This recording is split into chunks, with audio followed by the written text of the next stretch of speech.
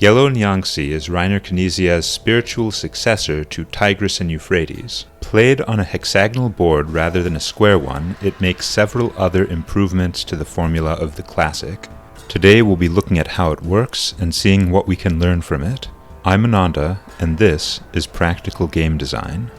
The object of Yellow and Yangtze is to collect colored cubes, which serve as victory points. At the end of the game, the cube that you have the fewest of is the number of points you get. There are 4 different colors of cube to collect, and one yellow color, which is a wild cube, that can count as any color. One thing you might notice is that the victory condition is functionally equivalent to saying each set of all 4 colors that you get is worth a point. However, by framing the victory condition in terms of the color that you have the fewest of, the game draws the player's attention to the need to deliberately target whichever color you're weak in order to win. This is a good example of how the way you frame the rules of the game can influence how quickly players pick up on the strategy. You need all 4 colors of cube to win, but there is otherwise no difference between the cubes themselves. Some people might complain that this is an example of different flavors of resource with no real difference between them. But in fact, the difference between the colors comes in what you do to collect them. The easiest way to gain a cube is by placing a tile in a city where you control a leader of the matching color. Each tile has a different game effect. Black tiles support leaders and makes it harder to remove them. Red tiles are useful in wars. Blue tiles allow you to place more blue tiles all at once, and green tiles let you buy the color of tile that you need from the market. In this way, the distinction between the victory point cubes comes from differences in how you produce them, not differences in what the cubes do. This is good because it makes it easier to evaluate your own position, since you can treat all of the colors as being the same after you've acquired them, even if they're different before. Of course, the exception to this is the gold cube. Gold is more valuable than the other resources, since it's a wild card that can count as any color when you're figuring out how many sets you have. By elevating gold above the other resources, the game creates a focal point for conflict. While placing tiles is the easiest way to get cubes, your ultimate goal is to control pagodas, structures which produce cubes passively every turn. Since gold cubes are more valuable than other cubes, a gold pagoda is more valuable than other pagodas. This guarantees conflict between players. I might want a blue pagoda and you might want a green pagoda, but we both want a gold pagoda, and will likely fight over it. To stoke the conflict even further, there is only one gold pagoda in the game, whereas there are 2 of every other color. The main form of conflict in Yellow and Yangtze is wars. Contiguous regions of tiles are called kingdoms. Each kingdom can support 1 leader of each color. When 2 kingdoms are joined together, if there are multiples of the same colored leader in the resulting kingdom, a war occurs. What makes wars exciting is that all the players are involved.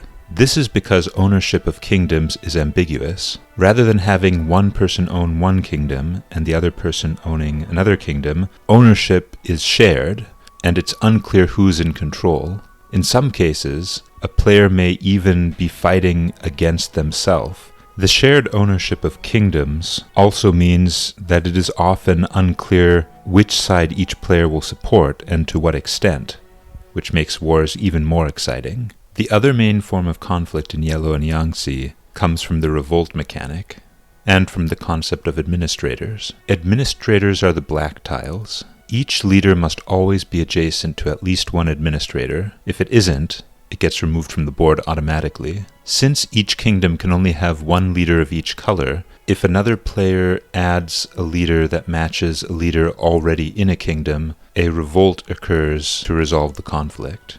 Each player adds up the number of administrators adjacent to their leader, and then adds additional administrators from their hidden supply. The player with the most administrators wins. In practice, revolts often fail at significant cost to the attacking player. But despite the difficulty of revolting, the mechanic does accomplish two very important things. First, it gives players a reason to value certain leader placements over others. In any game with a strong spatial component, you want it to matter where things are. Searching for locations with lots of adjacent administrators to place your leaders gives players an opportunity to feel clever about finding a well-defended position. Second, different people enjoy different things in games. Some people have a strong need for security and stability. They are the players who often try to build up their defenses to make sure that nobody can attack them. Yellow and Yangtze is overall a very chaotic game where things can change quite a lot between your turns. The ability to deter revolts with administrators gives such players something that they can engage with. It gives them a way to build up their defenses. Both wars and revolts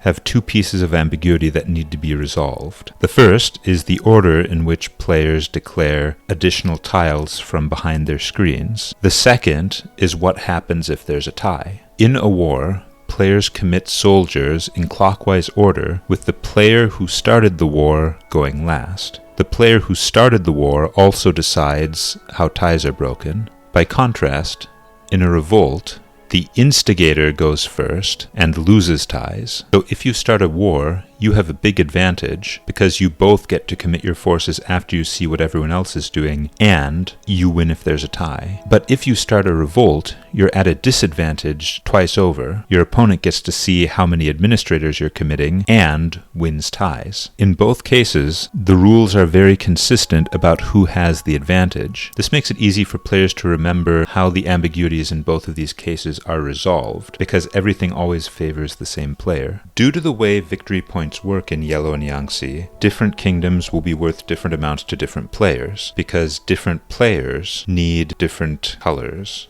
By creating a situation where the same kingdom is worth different amounts to different players, Yellow and Yangtze creates opportunities to reason about other players' motivations. Player interaction is a term that's tossed about a lot when we talk about designing board games. Some people say that if one player is taking any action that has an impact on another player, that is player interaction. But how is that different from random scripted events interacting with the player? True player interaction encourages players to reason about and predict other players' actions based on their motivations. And the best way to do this is to create a situation where different players value the same things differently. Catch-up mechanisms in board games can be sometimes controversial. After all, it can be a little disheartening if you are doing well and winning at the game, and then the mechanics reward someone else for not doing as well. That's why, generally, you want to disguise your catch-up mechanisms so that players don't notice them. Yellow and Yangtze has a pretty good catch-up mechanism. Generally, if your leaders aren't on the board, it means you're not getting cubes of the associated colors. To compensate for this, each leader has a special ability that is active while not on the board. Red and black leaders can be used in wars and revolts, and blue and green leaders can be used to make